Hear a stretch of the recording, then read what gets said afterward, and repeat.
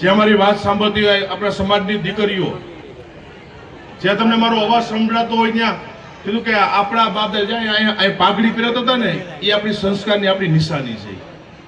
જે પાઘડી પહેરીને વડીલો પાઘડી પહેરીને બેઠા છે, એ આપણો વારસો છે, આપણી સંસ્કારની નિશાની છે. અને દીકરીઓને મારી વિનંતી છે કે બાપે માથે ઓઢેલી પાઘડી એ નીચી ન નમી જાય ને જોવાની જવાબદારી દીકરીઓની.